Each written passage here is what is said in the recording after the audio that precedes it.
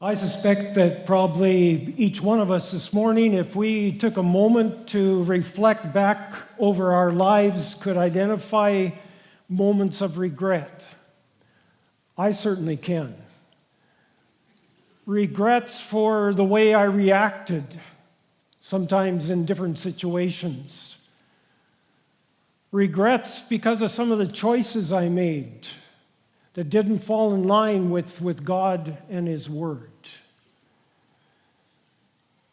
And this morning we're going to look at a moment in Peter's life that I'm sure he wished time and time again could be erased from his life: his denial of Christ. Now, as we've been working our way through the Gospel of Mark, Mark includes Peter's denial of Christ as one of those events leading up to the crucifixion of Christ. And so far we've seen Jesus celebrating the Passover with his disciples, Jesus instituting the Lord's Supper, and then those hours spent in the Garden of Gethsemane as Jesus was agonizing in prayer to his Father, followed by Judas' betrayal of Jesus and Jesus standing trial before the Sanhedrin. But it's interesting that Mark, in addition to this focus on the events taking place in Christ's life and ministry, also has a subplot in these final chapters of the Gospel of Mark. And Mark focuses on the struggle of the disciples to follow in the footsteps of their master, to take up their cross, to deny themselves, and to follow Jesus. And that struggle of the disciples reaches its culmination with Peter's denial of Christ right at the very end of Mark chapter 14. Now, this morning, in order for us to pick up the thread of the story, we're actually going to go back to some of the events that we've already seen in order to follow Peter through those hours before the crucifixion.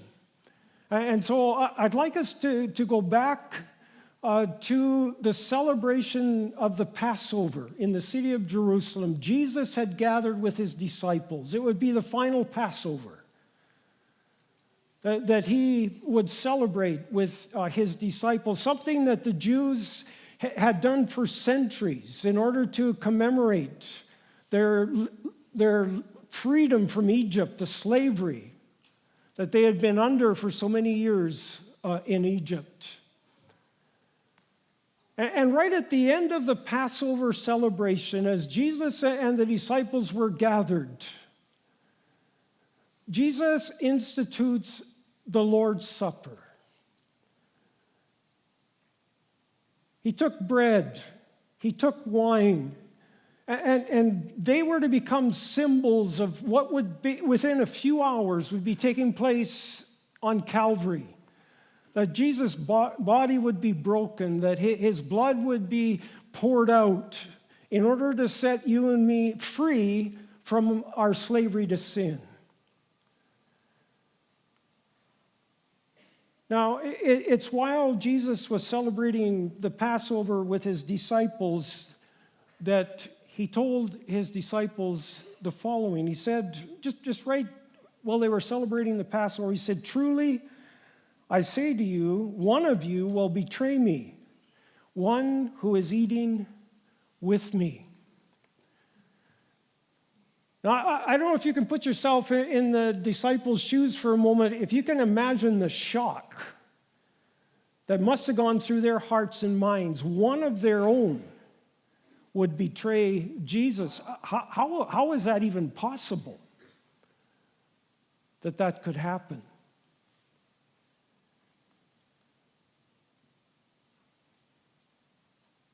Jesus and his disciples finish the celebration of the Passover, and they leave Jerusalem, and they go out to the Mount of Olives, just on the east side of Jerusalem. And I want us to pick up the reading in Mark chapter 14.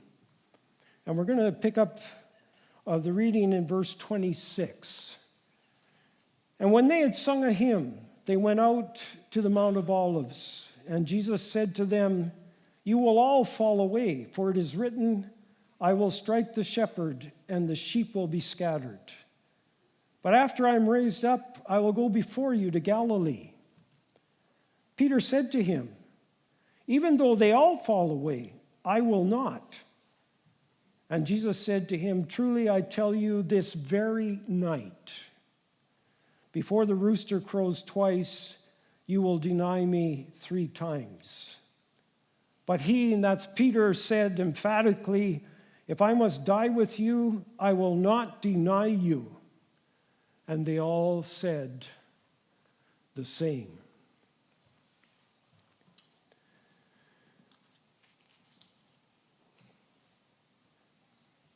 Having just found out the disciples that one of their own was going to betray Jesus, now Jesus tells them that they're all going to fall away. And that was too much for Peter. And so Peter steps forward and he boldly says, "Lord, I don't care what the rest of them do, I will not deny you." But Jesus, knowing what would be taking place, the trial that the disciples would be facing within the next few hours, says to Peter, "Before the rooster crows twice, you will deny me 3 times." What solemn words. But Peter, being Peter, just absolutely wouldn't accept what Jesus was saying. And so Peter keeps insisting and saying, "Lord, I don't care if it means I have to die with you, but I will not deny you. I will not deny you. I will not deny you."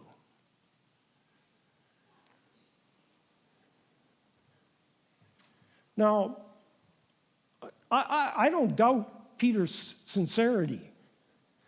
I'm sure Peter, in his heart, absolutely meant what he said. He was going to stand with Jesus, come what may. I'm convinced of it. In fact, all of the disciples said the same thing. They would stand with Jesus. They would not deny Jesus.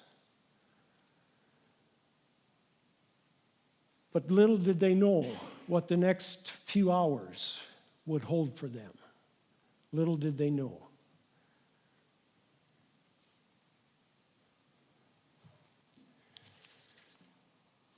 Now, on the Mount of Olives, there was the Garden of Gethsemane. And it's quite likely that more than once during Jesus' ministry, during his time here on earth, that Jesus had gone to the Garden of Gethsemane to pray. And Jesus knew that the hour of his betrayal was at hand. And so Jesus was anxious to be in prayer with his Father. And so I'd like us to again pick up the reading in verse 32, where Peter tells us, "And they went to a place called Gethsemane. And he said to his disciples," as Jesus said to his disciples, "Sit here while I pray." And he took with him Peter and James and John and began to be greatly distressed and troubled. And he said to them, "My soul is very sorrowful, even to death. Remain here and watch." And going a little further, he fell on the ground and he prayed that if it were possible, the hour might pass from him. And he said, "Abba, Father, all things are possible for you. Remove this cup from me. Yet, not what I will, but what you will."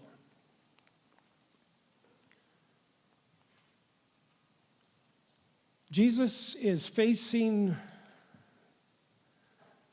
in those moments in the Garden of Gethsemane, is facing the supreme test of his obedience. You see, humanly speaking, he wanted to sidestep the cross. He wanted to avoid the pain and the suffering that lay ahead. But it was for this reason that he had come to earth. And as Jesus struggled with that reality there in the Garden of Gethsemane, he wanted the disciples to accompany him in his trial.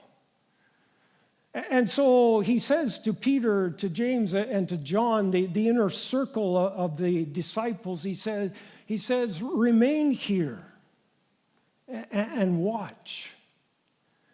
And so Jesus goes a little bit further into the Garden of the Gethsemane, and Mark tells us that he falls to the ground. And he agonizes in prayer to the Father. And he says, Abba, Father, all things are possible for you. Remove this cup from me. Yet not what I will, but what you will.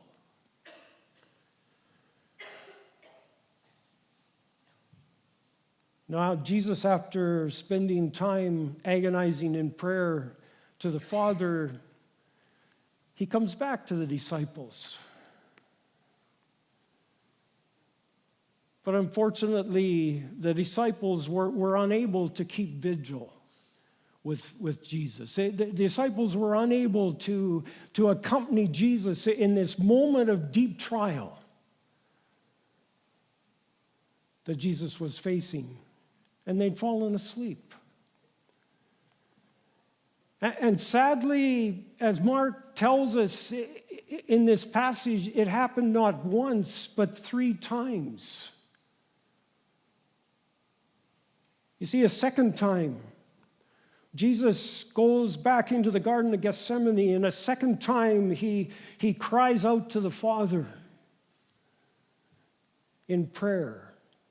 And a second time he comes back, only to find that the disciples once again had fallen asleep. And a third time, the same. Jesus goes back into the garden and agonizing in prayer before the Father. And a third time he comes back. And once again he finds the disciples have fallen asleep. And finally, after the third time, Jesus said to the disciples, he said, are you still sleeping and taking your rest? It is enough. The hour has come. The hour has come.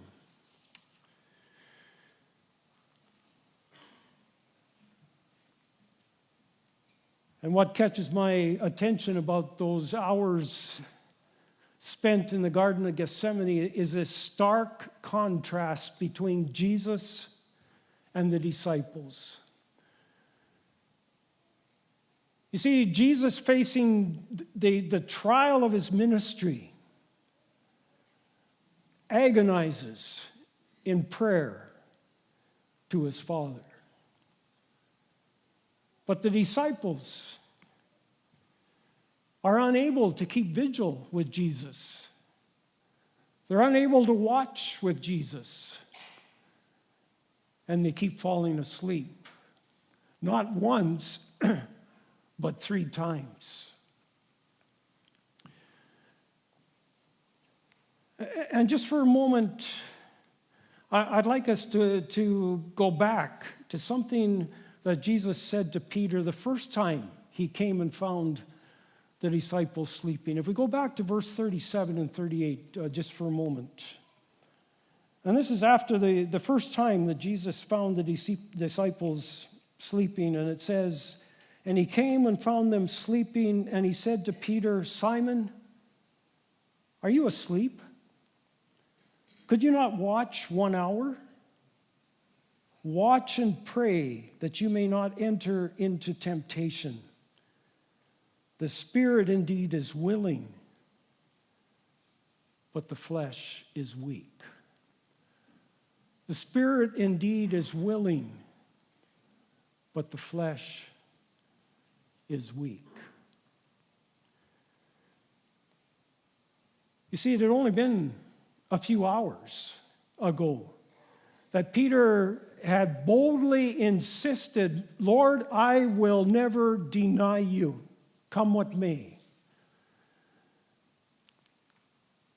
But despite Peter's initial enthusiasm, he was unable to keep watch with the master. You see, the flesh is weak. And so instead of keeping watch, instead of keeping vigil with the master, Peter had fallen asleep. The spirit is willing, but the flesh is weak. And so we pick up the story again in verse 42. And Jesus says to the disciples, "Rise, let us be going. See, my betrayer is at hand." And immediately, while he was still speaking, Judas came, one of the 12, and with him a crowd with swords and clubs from the chief priests and the scribes and the elders. The moment had come for Jesus to be arrested.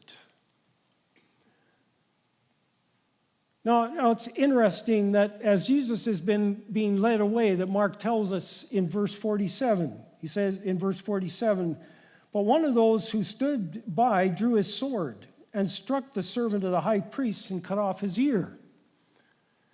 Now, interestingly, Mark doesn't tell us who it was that went to Jesus' defense, but John does.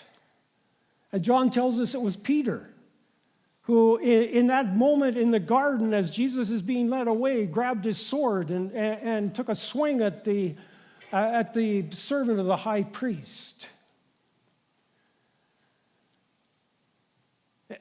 And I can only imagine that Peter, embarrassed by the fact that he'd been unable to keep watch with the master in the garden, is trying to demonstrate, trying to make good on the promise that he'd given to Jesus, that he would stand with him, come what may.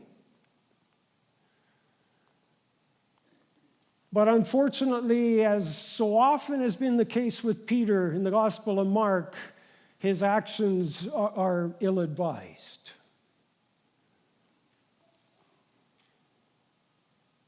And Mark tells us that Jesus is led from the Garden of Gethsemane, from the Mount of Olives, back into the city of Jerusalem. And he's taken to the high priest's residence in the city of Jerusalem in order to face the Sanhedrin. And Mark tells us that Peter followed at a distance, right into the courtyard of the high priest.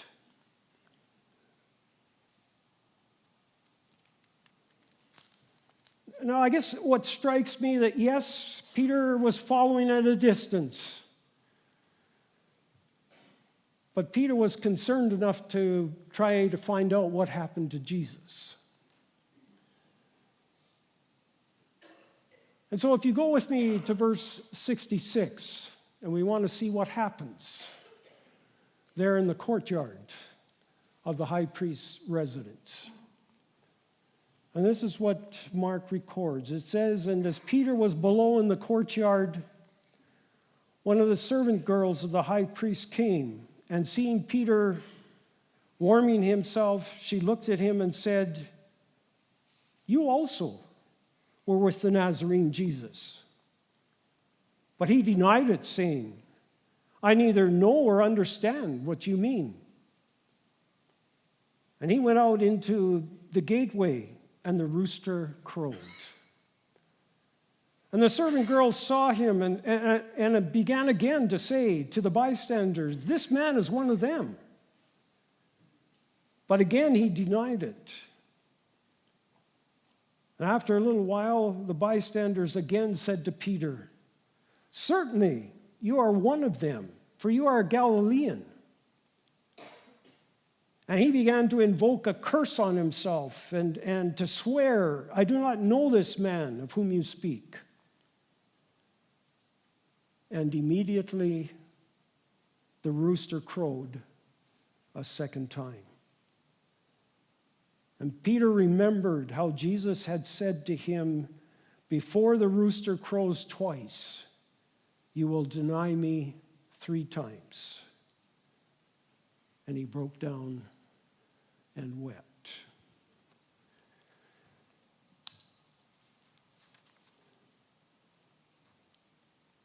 It all happened so quickly. You see, Peter's in the courtyard of the high priest.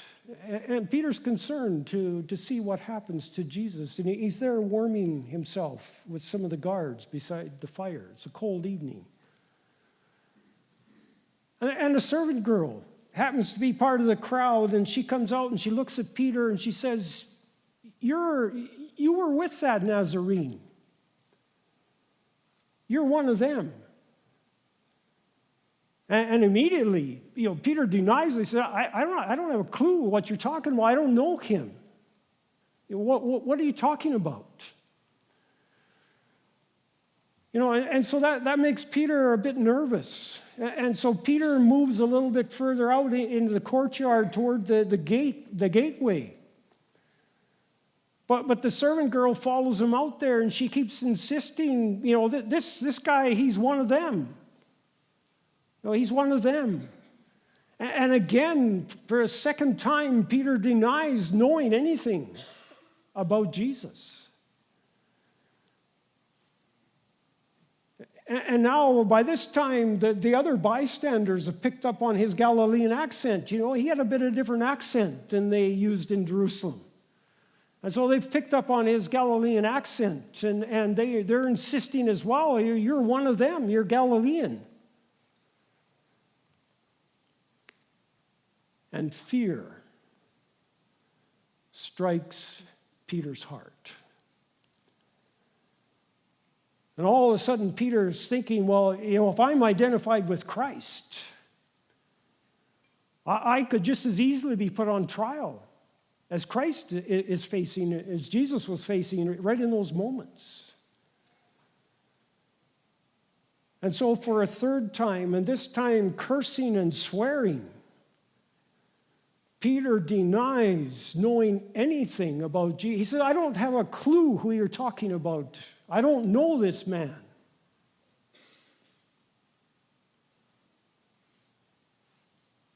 And immediately, the rooster crows a second time.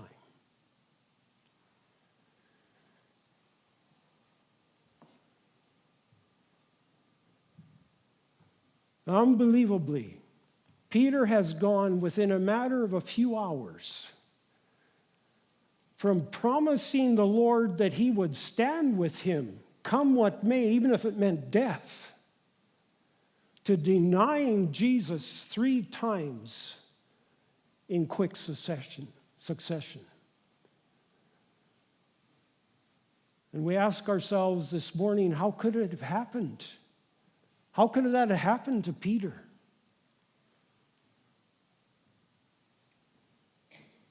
That he would deny Christ 3 times within a matter of a few minutes there in the courtyard of the high priest.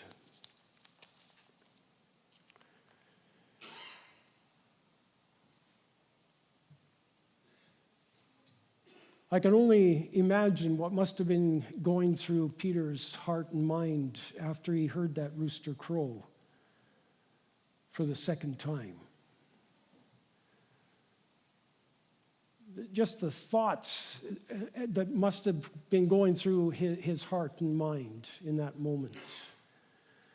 And I can't help but think that Peter's mind must have gone back more than once to that moment in the Garden of Gethsemane when Jesus came back and found Peter and the other disciples sleeping. And Jesus said to Peter, Simon, are you still asleep? Could you not watch 1 hour? Watch and pray that you may not enter into temptation. The spirit indeed is willing, but the flesh is weak. You see, Jesus had warned the disciples that one of them was going to betray him. You see, Jesus had warned the disciples that they were all going to fall away. And yet, the disciples seemed to be oblivious to the dangers that they were facing.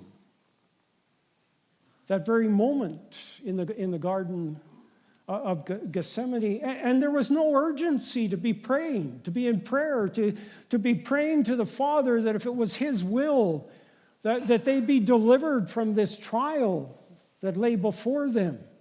And if not, that they be given the strength to remain faithful.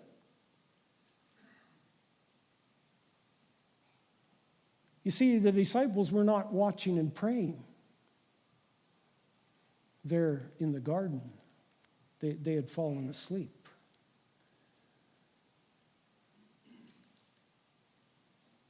But what strikes me is that we see the exact opposite with Jesus. Because there in the Garden of Gethsemane, Jesus was facing the most critical moment of his ministry. Because humanly speaking, he wanted to avoid the cross at all cost.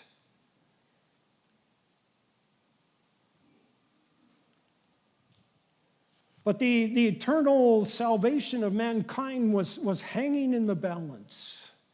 And so as Jesus agonized in prayer before the Father, he was given the strength to accept the Father's will and to face the trial that lay before him.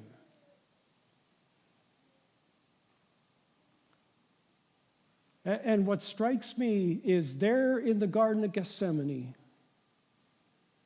Jesus was demonstrating to the disciples the importance of watching and praying. The importance of watching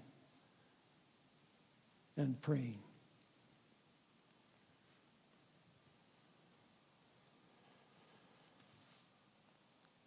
And I'm sure Peter must have been haunted by those words of Jesus there in the Garden of Gethsemane. Watch and pray that you may not enter into temptation. The spirit indeed is willing,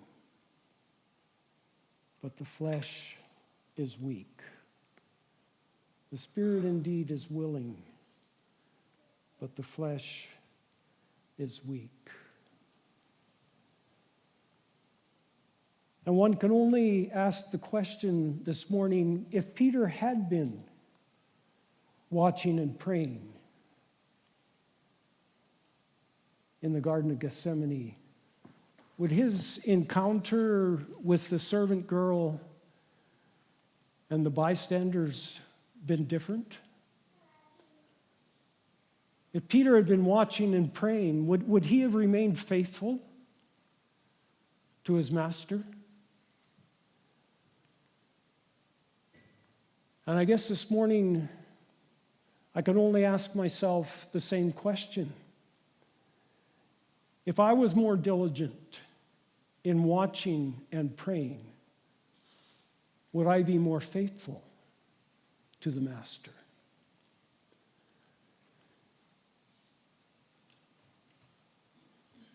You see, watching and praying is so important because of our human frailty. The spirit indeed is willing, but the flesh is weak. You see, Peter didn't fail the Lord. Peter didn't deny the Lord for lack of good intentions. But Peter denied the Lord because of his human weakness. You see, when that servant girl identified Peter as being one of those, of being identified with Christ, you see, fear struck his heart. And Peter took the easy way out. He denied Jesus. But then this morning, I recognize that I'm no different than Peter.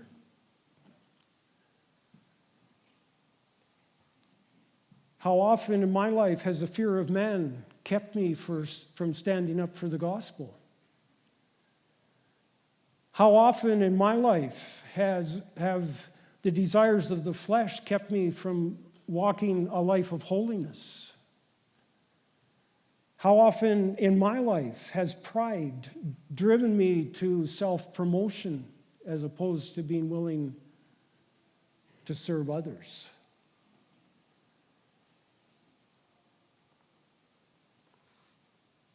And I believe that none of us is immune. None of us is immune. And for that reason, Jesus warned the disciples, watch and pray that you enter not into temptation. The spirit indeed is willing, but the flesh is weak. The flesh is weak.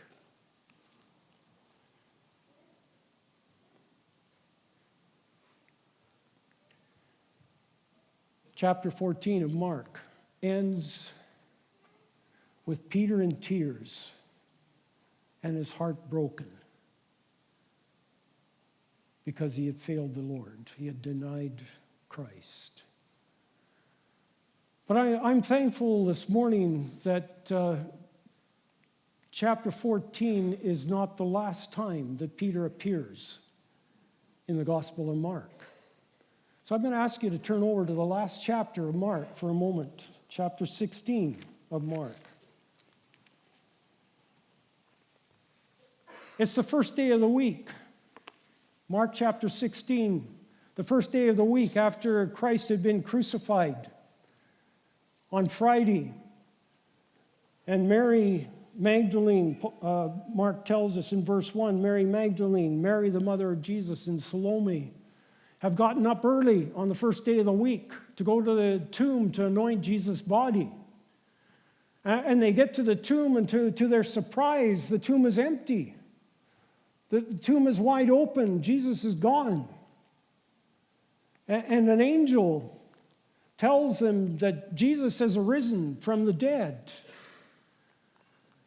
But then in verse 7, chapter 16, verse 7, the angel gives the women a message for the disciples. And this is the message, a message from Jesus for the disciples. But go tell his disciples and Peter that he is going before you to Galilee. There you will see him just as he told you. Go tell his disciples and Peter. And Peter.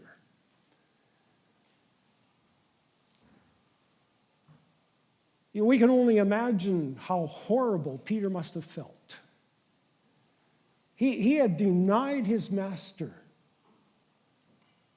3 times. But Jesus wanted Peter to know that he was looking forward to seeing him in Galilee. Jesus was looking forward to seeing Peter in Galilee. Now, Mark doesn't give us any details about the meeting between Peter and Jesus in Galilee, but John does. In that well-known story in John chapter 21. You see, Peter and some of the disciples had gone fishing. In fact, they'd gone fishing all night. And as morning dawned, there was somebody standing on the shore, and it turned out to be Jesus. And Jesus invites Peter and the other disciples to come back to shore and to share and some bread and some fish that he had prepared for them. And following breakfast, Jesus turns to Peter and he says, "Simon, do you love me? Simon, do you love me? Simon, do you love me?" And that morning on the shores of the Sea of Galilee, Peter had the opportunity 3 times to confess his love for the Master. Once for every time that he had denied Jesus. And on that morning, Jesus gently restores Peter to ministry once again. And in a few weeks, we find Peter in Acts chapter 2, preaching to the thousands who had gathered in the city of Jerusalem for the Feast of Pentecost. And God used that message to touch the hearts of 3,000 individuals and to see the beginning of the early church.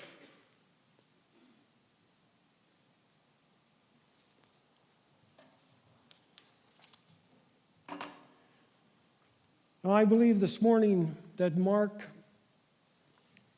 has included this account of Peter's failure for our instruction. And this story comes as a warning to my own life, a warning of the dangers, the trials and the temptations that face us on the pathway of discipleship, that we need to be alert to the dangers that lie before us, but not only the dangers from without, but maybe even more importantly, the dangers from within. You see, it wasn't for lack of good intentions that Peter had failed his master. It was because he had succumbed to his human weakness that he denied Jesus 3 times. And so Jesus' words to Peter, Jesus' words to the disciples, I believe are critical, are important for you and me this morning. Watch and pray that you may not enter into temptation. For the spirit indeed is willing, but the flesh is weak.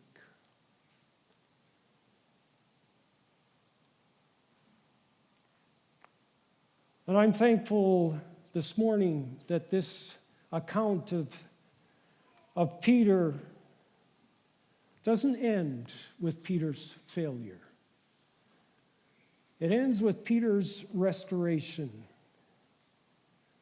You see, I too, like Peter, fail the master. But I'm thankful that God is a God of grace who restores, who forgives those who have fallen. Let's close with a word of prayer.